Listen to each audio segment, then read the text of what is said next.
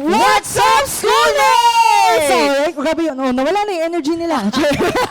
So, welcome sa isa na namang mainit, trending at makabayan na talakayan ngayong episode. So, continuing or actually, sisimulan natin yan sa ating first campus debate this 2026. At narito pa rin tayo sa puso ng Baliwag, Bulacan. At ito ang Mariano Ponce National High School!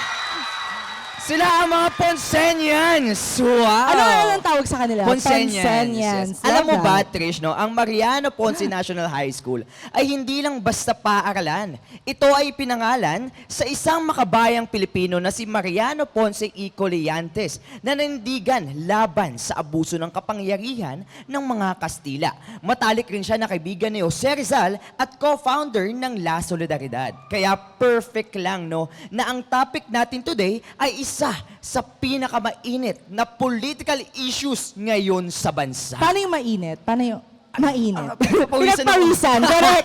True yan, James. So, syempre sa usaping kapangyarihan, pamamahala at kinabukasan ng demokrasya, kaya ito na nga yung question natin ngayon, di ba? So, related very much dun sa ating mga naging bayani ng bansa, Yes. kung ano nga ba yung pinaglalaban nila.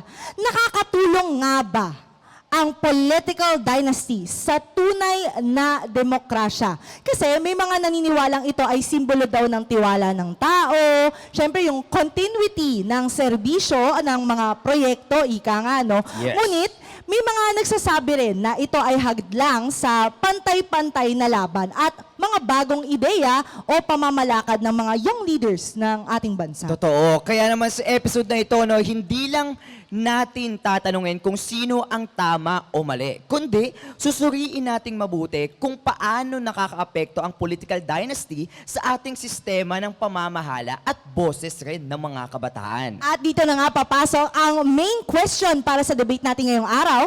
Dapat bang ipagbawal ang political dynasty sa Pilipinas? At unahin na nga natin sa panig ng naniniwalang panahon na para ipagbawal ang political dynasty upang mapalakas ang demokrasya at pantay-pantay na oportunidad sa pamumuno. Panoorin natin kung sino-sino sila. Hi everyone, I am Brasileir Santos. I'm 15 years old and I'm grade 10. Ang naging preparation po namin, individually po nag-research po kami ng sarili-sarili namin para po mas palalim pa po yung ideas namin about the topic. Hi, I'm Jacob Benasio H. Domingo. I'm 14 years old and I'm grade 9. Of course, I need to research po na connected sa mga topic. Hindi lang po ako nag-base sa isang topic. Siyempre, sa mismong topic po kasi is very malawak. So, kailangan po naming mag-research na malayo rin po sa topic pero connected pa rin po. As a group naman, we need to distribute our topics para sa mismong debate po namin is hindi po kami magkakaparehas ng sagot. My name is Arnold Jr. Miranda Moningas. I am 15 years old from 9 Alonzo.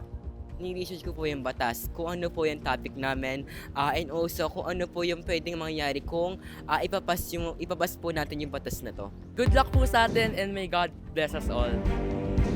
At mula naman sa panig ng naniniwala ang pagtakbo ng magkakamag-anak ay karapatan ng bawat mamayan at ang botante pa rin ang may huling desisyon.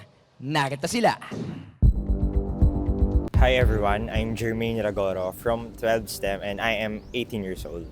Nung nalaman namin yung topic namin sa debate, una, syempre natakot kami kasi paano namin ipaglalaban yung isang talamak na issue na yon kung nag-e-exist na siya. Hello everyone, I'm Francine S. Villaferte, 15 years old from grade 10 STE. Sa individual preparation ko po, ang ginawa ko po is normally basa po ng mga laws and articles po na pwede pong gamitin. And additional po din is yung paghahanap po ng loopholes about anti-political dynasty. Sa group discussion naman po, ang ginawa po namin is nagbatuhan nga po kami ng arguments ano po yung pwede namin isagot laban po sa kabila pong team. I'm Andre Salazar, 18 years old, grade 12 student here at Mariano Ponce National High School. Sana maging maayos yung laban, sana magkaroon ng exchange ng arguments ng maayos, and pareho naman nating gusto na magkaroon ng maayos na gobyerno, maayos na pamamahala, and kahit magkaroon ng pro side and con side, sana yung arguments ng both team ay matanggap ng isa't isa at magkaroon ng pagkakaintindihan kasi bawat side may punto and bawat side may pinagkukunan. Sa pagbabalik natin ay sisimulan na natin ang makabuluhang bangayan dito lang sa Schoolmates!